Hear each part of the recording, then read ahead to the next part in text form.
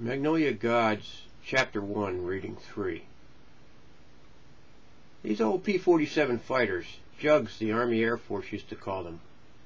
Well, they could do some damage if you got in front of them wing guns, said the tobacco-chewing mechanic. Why'd they call them jugs? Asked Jeremy. Short for juggernaut, because of the huge size of the plane with that big radial out front, answered the mechanic with a spit. Yeah, but that German gunner knew his stuff too, said the third mechanic, a thin man who did not talk much, but who tended to make remarks that ended discussions. Well, you'll get a chance to tell him that at the unveiling, said Mike.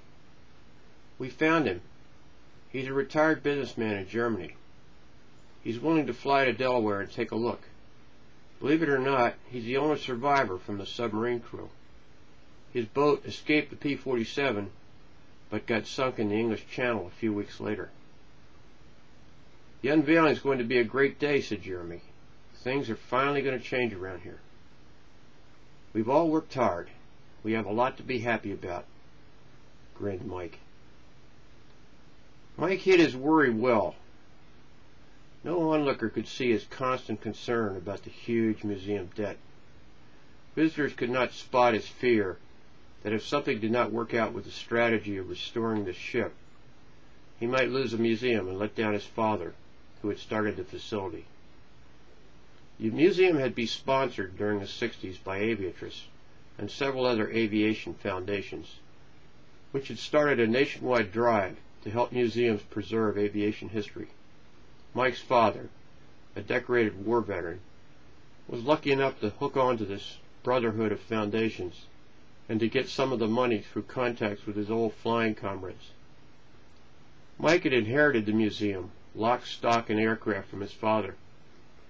The museum, unfortunately, had never made money and was deeply in debt. He took over, however, and with careful planning, building up the staff with hires like Jeremy, and conceiving of the salvage and exhibiting of the P-47 as an attraction, was gradually heading towards black numbers. With luck, the exhibit would bring in enough money over the next few months. At the same time, the quality of the research on the aircraft restoration would put the museum on fine footing, both with the consumer and with the professional community. More visitors and more quality work meant more success. Read that, new grants for research in the museum world. He was proud of what he had done. He'd assembled the money and the staff to make his and his father's dream come true. A tantalizing goal this year was accreditation in the prestigious Association of Aviation Museums, which only came with a high number of paying consumer visitors, a strong balance sheet, and with professionalism in the staff and management. He wanted to increase the members of the board, too. The board held people his father had invited, including the museum's banker and the old family friend, Tim O'Brien, who helped the museum get funds from Aviatrix. Mike sat on the board, of course, and Jeremy would sit in on technical issues. More board members, including women and minorities, especially wealthy ones from the community who would donate funding, would come with success.